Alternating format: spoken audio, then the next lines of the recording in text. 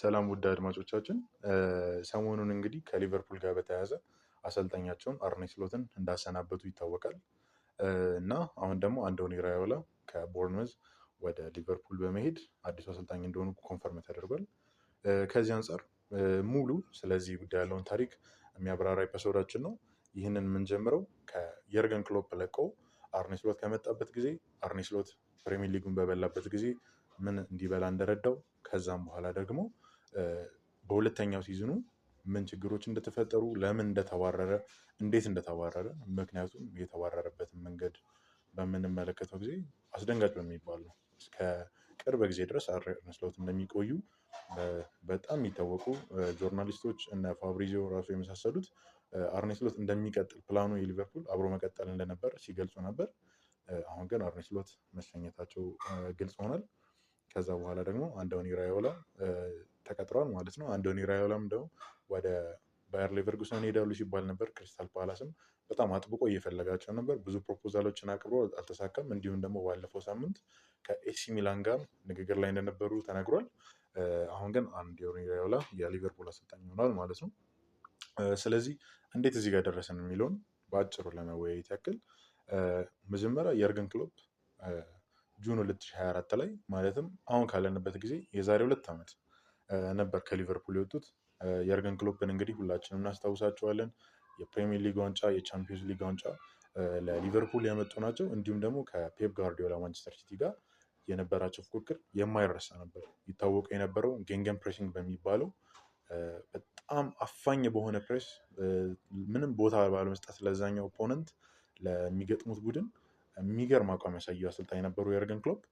የርገን ክሎፕ ከወጡ በኋላ ሊቨርፑል እንደምናስታውሰው ሰፋ ያለ በዳታ የታገዘ ጥልቅ የሆነ ምርምር የተደረገበት የአሰልጣኝ ፍለጋ አድርገው ነበር። በዚህን ጊዜ የሊቨርፑል ቅርብ ሰው የሚባሉ እንደተናገሩት ከሆነ ያገኟቸው 2 በጣም ሊሆኑ ይችላሉ ብለው ያሰቧቸው አሰልጣኞች ወደ ማንቸስተር ዩናይትድ በሰዓቱ ሄደው የነበረው በሰዓቱ ሲሆን ከተወሰነ ጊዜ በኋላ ወደ ማንቸስተር ዩናይትድ ሄደው ሩበን አሞሪም እና አርኔ ስሎት ነበሩ።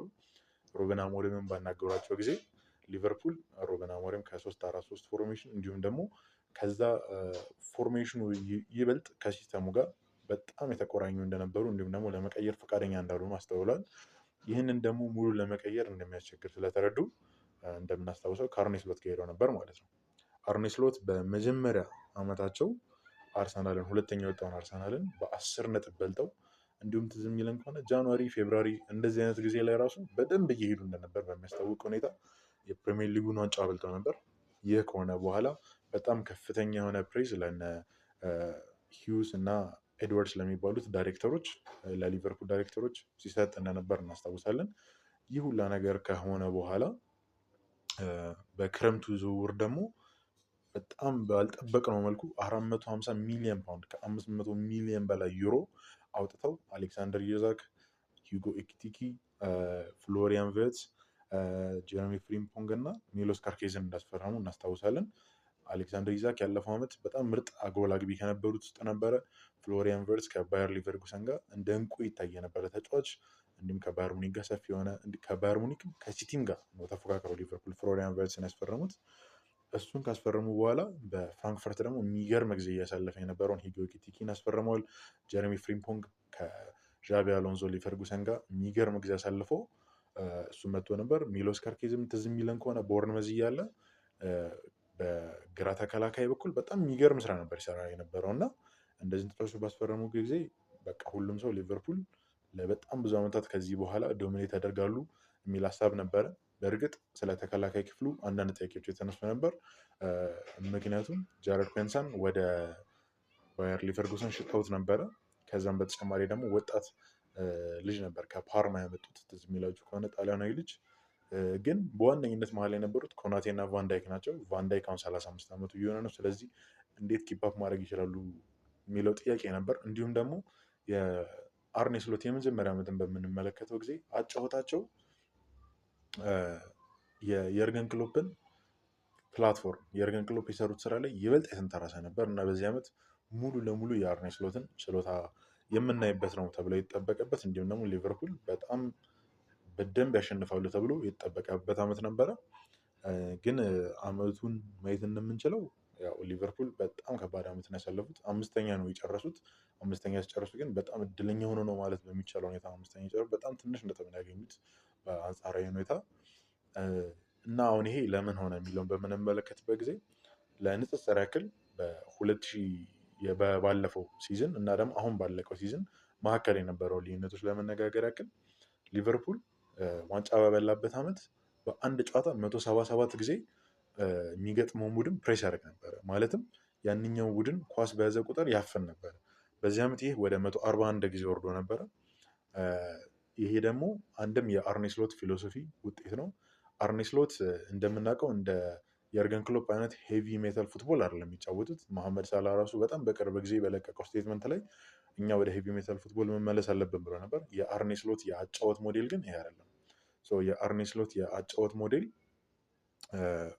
ፖዚሽንን ይዘው ጨዋታን ተቆጣጥሮ መጫወት ነው።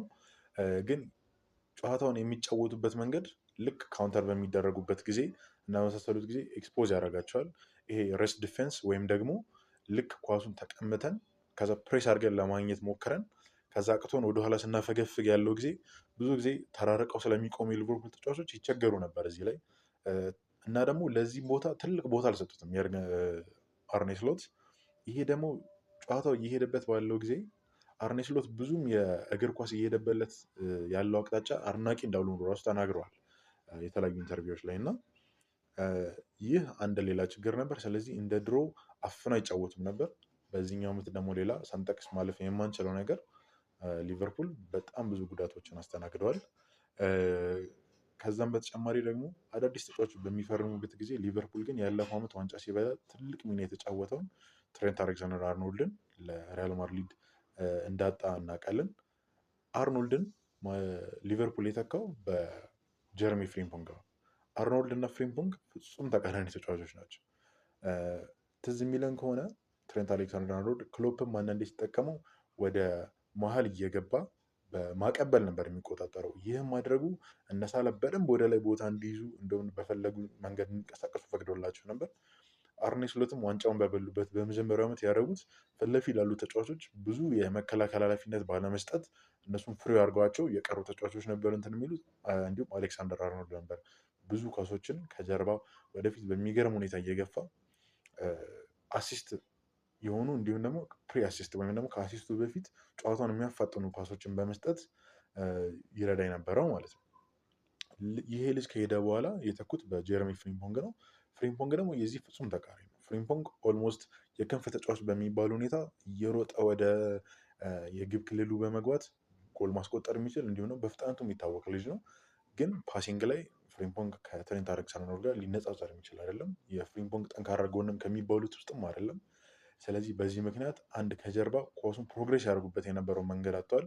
ይህንን ለመተካት ሊቨርፑል በዚህ ዓመት ዶሚኒክ ሶቦዝላይንም በግራ በኩል ሲጠቀም በቀኝ ተከላካይ በክንፍ ተከላካይ በኩል ሲያደርጉ ተመልክተናል። እንዲሁም ደግሞ በነ ግራቨንበርችም ገፍተው ለማውጣት ሲሞክሩ ተመልክተናል። ግን እነዚህ ነገሮች ያው በደንብ አልሆኑም ማለት ነው። ሌላ ደግሞ በዚህ ዓመት ችግር የሆነው ፍሎሪያን ቬትስ በታሰበው ሌቭል ጭራሽ አልነበረም። በጣም ረዥም ጊዜ ነው ግብና አሲስት ላይ ለመድረስ የፈጀበት። ከዛም በኋላ ደግሞ ሊቨርፑል ባስፈረሙት ጊዜ ብዙ ሰዎች እናያለን ብለው የጠበቁት አይነት ሌቭል ከፍሎሪያን ቬትስ አላየንም እስካሁን ድረስ። በእርግጥ በደንብ ችሎታ እንዳለው ልጅ የሚያስታውቅ ነው። በጣም ብዙ ቻንሶችን ይፈጥራል። ምናልባት አሁን ከአንዶኒ ራዮላ ጋር ሙሉ ችሎታን የምናይ ይመስለናል። ስለዚህ እስቲ ይህ የምንከታተለው ነገር ነው የሚሆነው። አሌክዛንደር ኢዛክ ደግሞ ከጉዳት ጋር በጣም ተቸግሯል በዚህ ዓመት። ያው እንደምታውቁት ኦልሞስት ምንም አልተጫወተም ማለት በሚቻልበት ሌቭል ነበረ። እንዲሁም ደግሞ አሌክዛንደር ኢዛክ ኒውካስል እያለ አብዛኛው ውጤቱ ይገኝ የነበረው ከምንድን ነው የሚለውን በምንመለከት ጊዜ ብዙ ጊዜ ካውንተር እያደረጉ ስፔስ ባለበት እያጠቁ ነበረ። ሊቨርፑል መጥተህ ስትጫወት ግን ሊቨርፑል ላይ ያንኛው ቲም ከትሞ ነው ሁሌ የሚገጥመው። ስለዚህ ብዙ ስፔስ የለም።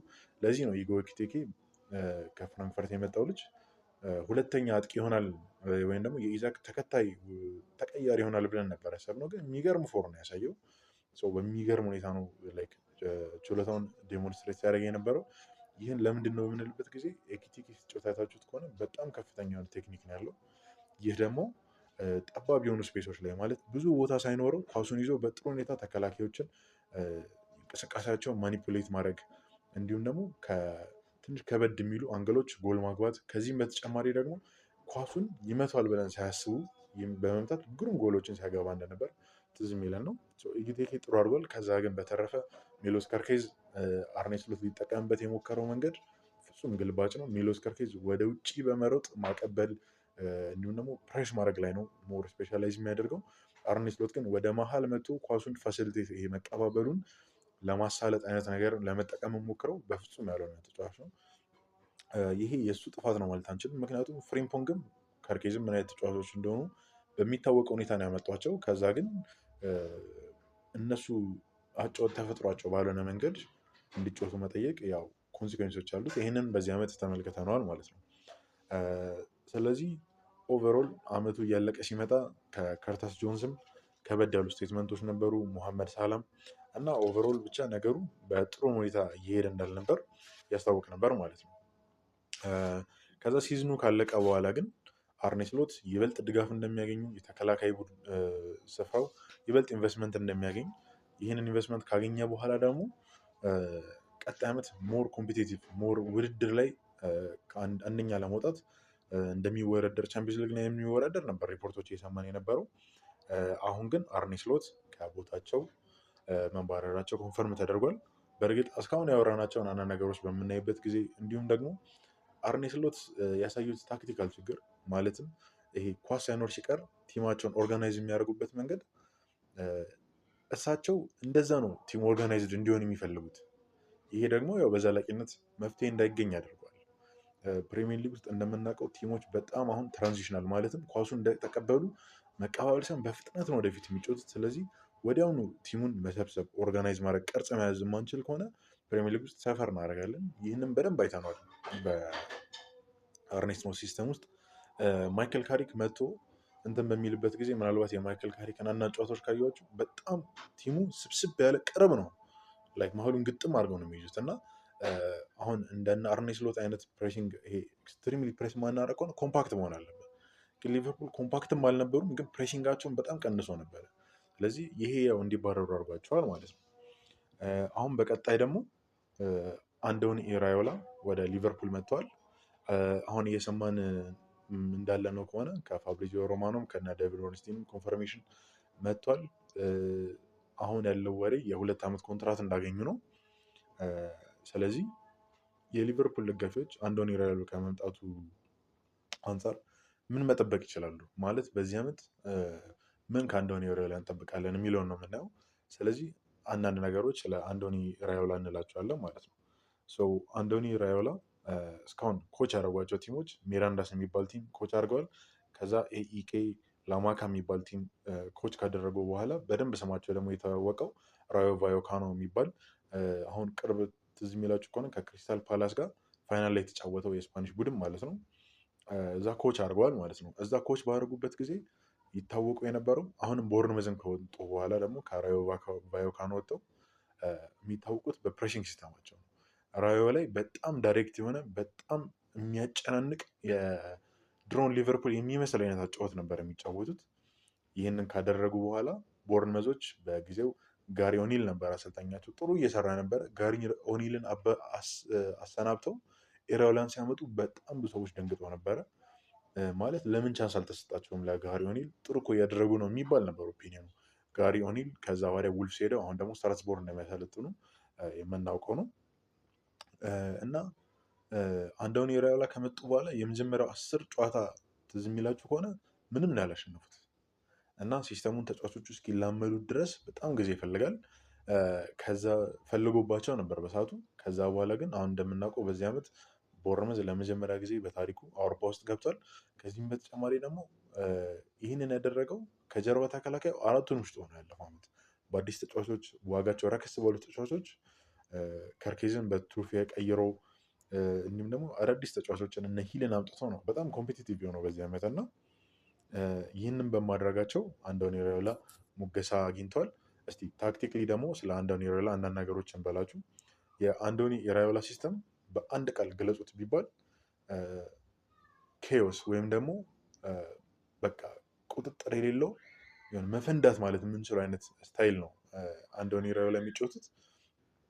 የአንዶኒ ራዮላ ሲስተም ፎከሱ እንደነ ጋርዲዮላ ኳስን መቆጣጠር ሳይሆን ያንኛው ቲም ቅርጽ ሳይዘጋጅ በፍጥነት በማጥቃት እንዲሁም ደግሞ ኳሱን ባጡ ሰዓት በፍጥነት በማጨናነቅ ኳሱን በመቀበል ጎል ማግባት ነው። አንድ ቲም ምን ያክል ያንኛውን ቲም ፕሬስ ያደርጋል ወይም ያጨናንቃል የሚለውን መለኪያ ፒፒዲኤ የሚባል አንድ ስታት አለ። ይሄ ደግሞ ፓስ ፐር ዲፌንሲቭ አክሽን ወይም ደግሞ ምን ያክል ጊዜ ይሄ የመከላከል እንቅስቃሴ የተደረገ ስንት ኳሶች ይደረጋሉ የሚለው ነው። ያንኛው ቲም ስንት ኳስ ይቀባበላል ማለት ነው። ስለዚህ ይሄ ቁጥር እያነሰ በመጣ ቁጥር ያንኛው ቲም ሲያጨናንቅ ይበልጥ ጎበዝ ነው ማለት ነው። ስለዚህ አሁን ለምሳሌ አንድ ፒፒዲኤው 10 የሆነ ቲም 10 ጊዜ ብቻ ነው በቃ መቀባበል የሚፈቅደው፣ ከዛ ይቀማቸዋል ማለት ነው። ፒፒዲኤው 30 የሆነ ቲም ግን 30 ጊዜ መቀባበል ትችላላችሁ እንኳን ሳትወስዱት ማለት ነው። በዚህ ዓመት 9.9 ነው የቦርንመዝ ፒፒዲ የነበረው። ይሄ ደግሞ ከፕሪሚየር ሊጉ በአጨናንቆ ኳስ መውሰድ አንደኛ ያደርጋቸዋል። ስለዚህ የሊቨርፑል ደጋፊዎች በዚህ ዓመት በነ ሳኔ በነ ማኔ፣ ሳላ፣ ፈርሚኖ ኢቨን ዳርዊን ኑኔዝ በነበረበት ጊዜ ሚድፊልዳቸው እና ሄንደርሰን በነበሩበት ጊዜ እንዴት ያጨናንቁ እንደነበር ትዝ ይለናል። ያንን ሙሉ በሙሉ መጠበቅ ይችላሉ ማለት ነው። ከዚህም በተጨማሪ ደግሞ እንዴት ነው ፕሬስ የሚያደርጉት በምንልበት ጊዜ ቦርንመዝ ፕሬስ የሚያደርጉት ሃይብሪድ ፕሬስ በሚባል ነው። ሃይብሪድ ፕሬስ ማለት ሙሉ ለሙሉ ሰው ለሰው አይዙም፣ ግን የፊት ለፊቶቹ ተጫዋቾች ብዙውን ጊዜ ይሄ ዳይመንድ የሚመስል ቅርጽ ይሰራሉ። መሀል ያሉት ተጫዋቾች ከአራቱ ተከላካዮች ፊት አንደኛው ልጅ ቆምና ከዛ ሁለት በጎን በኩል ሆነው አንድ ደግሞ መሀል ላይ ሆነው ከፊት ለፊት በሁለት ልጆች ፕሬስ ያደርጋሉ ማለት ነው። እና ቦርንመዝ ፕሬስ የሚያደርጉበት መንገድ አላማቸው ኳሱን ከመሀል ወደ ውጭ ወደ ጥግ በኩል እንዲሄድ ነው። ስለዚህ አሁን ለምሳሌ ልክ በረኛው ለአንደኛው የመሀል ተከላካይ ሲሰጥ አጥቂው ከጎን በኩል ነው የሚመጣበት ወደዛኛው አቅጣጫ እንዳያቀብል፣ ወይም ደግሞ ቀጥታ ወደ በረኛው ከጎን በኩል በመምጣት ወደ አንድ አቅጣጫ እንዲያቀብል ካደረጉት በኋላ መሰባሰብ ይጀምራሉ። ከዛ ተቀባብለው ያንኛው ቡድን ከዛ ከመሀል ወደ ጥግ ያወጣዋል ማለት ነው። ከዛ እዛ ጋር አፍነው በመቀበል ኳሱን ከዛ ካውንተር ወይም ደግሞ ኳሱን ተቀበለው የአርቲፊሻል ትራንዚሽን አድርገው ወዲያውኑ ለማግባት ነው የሚሞክሩት ማለት ነው። ይህንን በምናደርግበት ጊዜ ብዙ ጊዜ ያንኛው ቲም የተወሰኑ ጥቃቶችን ወደ ላይ ያደርጋል። ስለዚህ ይሄ በቁጥር ራሱ በዛ ይላሉ እዛ ጋር። እንዲሁም ደግሞ ያንኛው ቲም መልሶ ለመሰባሰብ ጥረት እያደረገ እያለ የቦርንመዝ አጨዋወት ቅድም እንዳልኳችሁ ኳሱን መቆጣጠር አይደለም፣ ቀጥታ ወደፊት ነው ኳሱን የሚያደርጉት። ስለዚህ ወዲያውኑ ለማግባት የሚሞክሩት። በዚህ ዓመት ይህንን ቦል ሪከቨር አድርጎ ኳስ መልሶ ቀምቶ ወዲያውኑ በማግባት ከፕሪሚየር ሊግም አንደኛ ነበሩ ማለት ነው። ቢልድ አፕ የሚያደርጉበት ወይም ደግሞ ከነሱ በረኛ ደግሞ ይዘው በሚጫወቱበት ጊዜ እንዴት ነው የሚያደርጉት ስንል ብዙ ጊዜ ቦርንመዝ የስክሪኑ ላይ የምናየው የመጀመሪያ ፎርሜሽናቸው 4-3-3 ወይም ደግሞ 4-3-2-1 ነው። አይደለም 4-2-3-1 ነው። ስለዚህ ምንድን ነው የሚያደርጉት ብዙ ጊዜ ጥግና ጥግ ያሉት ተከላካዮች ወደ ጥግ ከወጡ በኋላ ሁለቱ ሴንተር ባኮችም ወይም ደግሞ የመሀል ተከላካዮችም ሰፋ ያደርጉታል መካከል ያለውን ዲስታንስ። ከዛ ከመሀል የሚድፊልድ ወይም ደግሞ ከመሀል ክፍሉ ተከላካዮች መካከል አንደኛው ወደ ውስጥ በመምጣት አትራክት ያደርጋል ፕሬሸርም ማለት ነው። ብዙ ጊዜ ቦርንመዝ እንደ ሮበርቶ ዲዘርቢ ቶትናም ወይም ደግሞ እንደ ቀሩት ቲሞች ኢቨን እንደነ ማይክል ካሪክ ማንቸስተር ዩናይትድ ተቀባብሎ ለመውጣት አይደለም የሚያሰሙት። ሁል ጊዜ አላማቸው አሁን ወደ ውስጥ ከመታው ልጅ ውጭ ያለው 10 ቁጥር እና 8 ቁጥር ወይም ደግሞ ሁለቱ 8 ቁጥሮች 4-3-3 ይዘው ከገቡ ወዳሉበት በፍጥነት ኳሱን ማድረስ ነው። እዛ ጋር ካደረሱ በኋላ ቀጥታ መጫወት ነው። ስለዚህ ያንኛው ቲም ቦርንመዝን ለማጨናነቅ ወደፊት ከመጣ ቀጥታ ኳሱን ይለጉታል ወደ ላይ። ይህንን በሚያደርጉበት ጊዜ ሁለቱ 8 ቁጥሮች እንዲሁም ከፍ ያሉት ልጆች ወደ መሀል በመምጣት ቴስታውን ይሻማሉ። ከዛ ኳሱ ከወደቀ ደግሞ በዛ ብለው ኳሱን በመያዝ ቀጥታ ለማጥቃት ነው ጥረት የሚያደርጉት። ከተከላካይ መስመሩ ጀርባ ደግሞ ስፔስ ካለ ቀጥታ ኳሱን በረኛው ወደዛ በማሻማት ቀጥታ ለማግባት ነው የሞክሩት።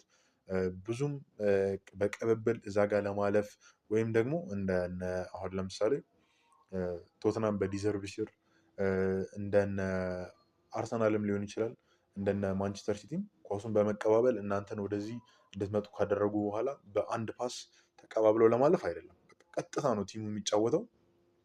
በጣም አግሬሲቭ ናቸው። ሙሉን ሰዓት ምንም እረፍት እናንተ እንዳትረጋጉ በማድረግ ነው ጎል ለማግባት የሚሞክሩት ማለት ነው። ስለዚህ የአንዶኒ ራዮላ አንዱ ታክቲክ ነው። ተጫዋቾቹ ሁል ጊዜም በጣም ከፍተኛ የሚባል የፊትነስ ወይም ደግሞ የጤንነት የትንፋሽ ሌቭል ላይ ነው ያሉት። ሁሌም በደንብ ነው የሚሮጡት። ሁሌም በደንብ ነው እያንዳንዱ ጨዋታ ላይ ከዛኛው በላይ የሚሮጡት እና ይህንን ነው በአጭሩ የአንዶኒ ኢራዮላ ታክቲክ። ስለ ታክቲኮቹ ይበልጥ ብሬክዳውን የምፈልጉ ከሆነ እንዴት ነው ከጀርባ የሚገነቡት፣ መሀል ላይ አንዴ ፕሬሱን ካለፉ በኋላ ምን ለማድረግ ይሞክራሉ፣ ኳስ ሲቀሙ እንዴት ያደርጋሉ፣ ኳስ ሲቀሙ እንዴት ያደርጋሉ፣ እንዲሁም ደግሞ ፕሬስ አድርገው ካቃታቸው ሲከላከሉ እንዴት ያደርጋሉ የሚለውን ይበልጥ በዲቴል ማየት የምትፈልጉ ከሆነ ኮሜንት ላይ አስቀምጡልን። ስለሱ ቪዲዮ እንሰራላችኋለን ማለት ነው። ስለዚህ አንዶኒ ኢራዮላ ይህንን ነው ይዘው የሚመጡት። እንዲሁም ደግሞ አንዶኒ ኢራዮላ ቦርንመዝ እያሉ ያሳዩት አንድ ትልቅ ነገር ምንድን ነው? ተጫዋቾቻቸው በቻሉት ያክል ማክሲማይዝ ማድረግ ወይም ደግሞ የተጫዋቾቹን ብቃት ከጥግ ድረስ የመጠቀም ችሎታቸውን አሳይተዋል። ቦርንመዝ እንዳልኳችሁ በጣም ብዙ ብር ያለው ቲም አይደለም፣ ግን ሪክሩትመንት ላይ ወይም ተጫዋች ያስፈርሙ እነ ራያንን በማስፈረም ጥሩ የሆነ ዳታን የሚጠቀም ሲስተም እንዳላቸው አሳይተዋል። እንደዛም ቢሆንም ግን ተጫዋች በሸጡ ቁጥር ከሱ ዋጋ አነስ ያለ ተጫዋችን ነው። በዚህ ዓመት ዝም ቢለን ከሆነ ዛቫሪን ለፒኤስጂ ስጫው ነበረ። ሀችሰንን ሁጅሰን መሰለኝ ስሙ ለሪያል ማድሪድ ሸጠው ነበረ። እንዲሁም ደግሞ እንዳልኳችሁ ከርኬዝም ተሽጦ ነበረ። ትሩፌርት አዲስ ነው። ከሱም በተጨማሪ ሂል አዲስ ነው እና እነዚህ ተጫዋቾች አዲስ ናቸው። እነዚህ አዲስ ተጫዋቾች ሙሉ ለሙሉ በሚገርም ሁኔታ ነበረ ሲጠቀሙባቸው የነበሩት ማለት ነው እና ይሄ ምንድነው የሚያሳየን ኢራዮላ አሁን ላሉትን የሊቨርፑል ተጫዋቾች በደንብ መጠቀም እንደሚችል እንዲሁም ደግሞ ያላቸውን እስከ ጥግ ድረስ ማስፋፋት እንደሚችል ነው። ስለዚህ ሊቨርፑል ያላቸው ስኳድ በጣም እንደሚሻሻል አሁን ያለው ስኳድ ራሱ ተጫዋች ሳያስፈርሙ ብቃታቸውን ይበልጥ እንደሚያሳዩ ይበልጥ ፊት እንደሚሆኑ ማለትም ይበልጥ እንደሚሮጡ ያንኛውን ቲም እንደሚያጨናንቁ እንጠብቃለን።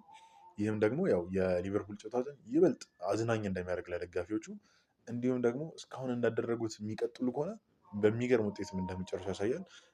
የምናስታውስ ከሆነ የዚህን ዓመት የፕሪሚየር ሊግ ዓመት የመጨረሻ 19 ጨዋታዎች ቦርንመዝ ሳይሸንፍ ነው ያለፈው።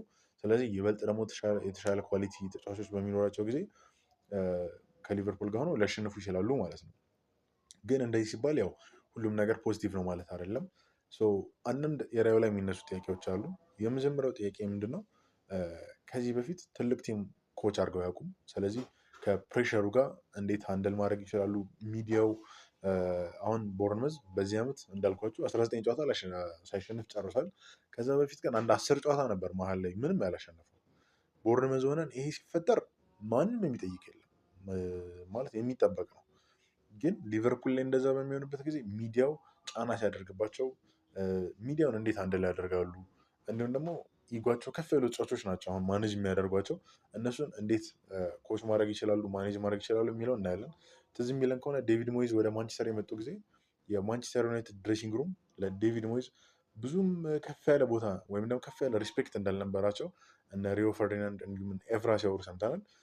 ከታክቲክሱ ሌላ ይህንኛውም አንድ የኳስ ክፍል ስለሆነ ይህንን እንዴት ማኔጅ ማድረግ ይችላሉ የሚለውን ለማየት የምንጓጓው ነገር ነው ማለት ነው።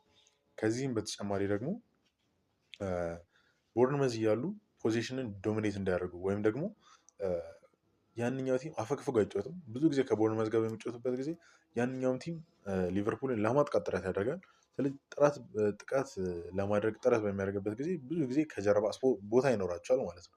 ሊቨርፑል ሲሆን ግን ኤክቲኪ፣ ኢዛክ፣ ቨርት እያሉ ብዙ ኮቾች የጀርባ መስመራቸውን በጣም ወደ ላይ ከፍ አድርገው ለመጫወት አይሞክሩም። እንዲሁም ደግሞ መሀሉንና ጀርባውን ቦታውን ጥብብ በማድረግ አሁን አርሰናል ከፒኤስጂ ጋር ባለፈው ሲጫወቱ እንዳያችሁት 4-2-2 ሼፕ ይዘው የመሀል ተጫዋቾቹ እና የተከላካዮቹ መስመር ጥብቅ በማለት እንዴት ሲያጨናንቃቸው እንደነበር ያው ትዝ የሚለን ነው። ስለዚህ እንዴት ይሆናል አሁንስ ይሄ እንዴት ነው የሚሆነው የሚለውን ያው የምናይ ይሆናል ማለት ነው። ስለዚህ ሌሎች ቲሞች እንደዛ በሚያደርጉበት ጊዜ ኳስን ቀስ ብለው በመቀባበል ሁል ጊዜ ቀጥታ ቨርቲካል ወይም ደግሞ ወደፊት በመጫወት ቲሞች ማለፍ የማይቻልበት ጊዜ እንዴት አድርገው ይህንን አፕሮች ያደርጉታል የሚለውን ያው እስካሁን ድረስ አላደረጉትም። ምክንያቱም ትልቅ ክለብ ኮች አድርገው ይሄ አስፈልጓቸው አያውቅም። ይሄ ግን በሚያስፈልጋቸው ጊዜ አንዶኒ ኢራዮላ ምን ያደርጋሉ የሚለውን ያው ለማየት የምንጓጓው ነው። ወጣት አሰልጣኝ ናቸው። የርገን ክሎፕም ከዶርትመንድ በተባረሩበት ጊዜ የርገን ክሎፕም አንድ ያጋጠማቸው ቻለንጅ ይሄ ነበረ።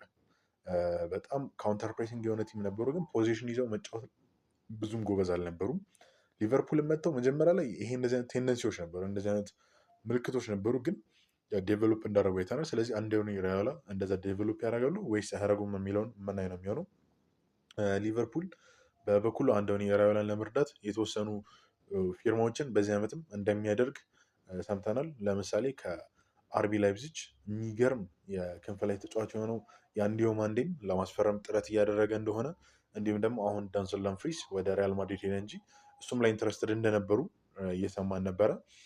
የመሀል ተከላካይ ያው እንግዲህ ኮናቴ ወደ ሪያል ማድሪድ ሄዷል በነፃ ለሁለተኛ ጊዜ ከሊቨርፑል አንድ ተጫዋች ወጥቶ ወደ ሪያል ማድሪድ ሲሄድ ማለት ነው። ያለፈው ዓመት ትሬንት አሌክዛንደር አርኖልድ ከሄደ በኋላ ስለዚህ አሁን ኮናቴ ይወጣል ማለት ነው። የኮናቴን ቦታ ጃኩዌት የሚባለው ከሬንስ ያስፈረሙት ልጅ ይይዟል የሚል ኤክስፔክቴሽን አለን። አውሮፓ ላይ በጣም ይፈልጉ ከነበሩ ተጫዋቾች መካከል 60 ሚሊዮን አውጥተው ሊቨርፑል ወጣቱን ተጫዋች ያስፈረሙት ለዛ ነው።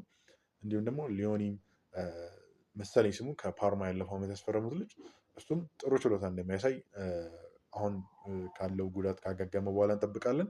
ነገር ግን ስቲል ቫንዳይክ ብቻ ነው ዋነኛ ተከላካያቸው። ጆ ጎሜዝም አለ። ጆ ጎሜዝ ዋንጫ ለመብላት የሚያስፈልገውን ሌቭል ማሳየት ይችላሉ ለሊቨርፑል። ጃሬድ ኩዌንሳን መልሰው ከሊቨርጉሰን ይገዙታሉ የሚሉ የተለያዩ ጥያቄዎች አሉ። ግን የመሀል ተከላካዩ ላይ ምን ያደርጋሉ የሚለውን ለማየት እንቸኩላለን። እንዲሁም ደግሞ ሚድፊልዱ ላይ ማካሊስተር በዚህ ዓመት ጥሩ ዓመት አላሳለፈም። በዚህ ቀጣይ ዓመት እንዴት ነው የሚሆነው? ማን ነው መሀል ላይ ሞር ጠንከር ያለ የመከላከል ችሎታ የሚያሳየው? ከገርቪን ጋር የሚጫወተው ማን ነው? ዶሚኒክ ሶቦስ ላይ የት ነው የሚጫወተው የሚለውን የምናየው ይሆናል። ግን ለሴንትራል ሚድፊልዱ ወይም ደግሞ ለመሀል ተከላካይ ቦታ ተጫዋችም ሊያስፈርሙ እንደሚችሉ አንዳንድ ሪፖርቶችን ሰሞኑን እየሰማን ነበር። ከዚህ በተጨማሪ ደግሞ ምናልባት 8 ቁጥርም ሊያስፈርሙ ይችላሉ። ከቦርንመዝ አሌክስ ስኮትን ለማስፈረም ኢንትረስትድ እንደሆነ የተለያዩ ዜናዎች እየሰማን ነበረ። ስለዚህ እነዚህ ነገሮች ያው እንዴት ዴቨሎፕ እንደሚያደርጉ እናያለን። እንግዲህ እንዳልኳችሁ መሐመድ ሳላ እስካሁን ባለው እንግዲህ እንደሚወጣ ነው የምናውቀው። ምናልባት የአርኔ ስሎትን መሰናበት ተከትሎ መልሶ የሚመለስ ከሆነ የምናየው ነገር ነው የሚሆነው። ለዛ ቦታ የአንዱ ማንዴን ለማስፈረም እየሞከሩ ነው። ያ ካልተሳካላቸው ምናልባት ፒኤስጂ ከአርሰናል ባለፈው ሲጫወት አስተውላችሁት ከሆነ ብራድሊ ባርኮላ የሚባል ተጫዋች አለ በፒኤስጂ ማለት ነው። ስለዚህ እሱንም ያስፈርሙታል የሚለውን የምናየው ነው የሚሆነው። ስለዚህ አሁን ላይ ባለው እንግዲህ አንዶኒ ራዮላ ወደ ሊቨርፑል መጥተዋል።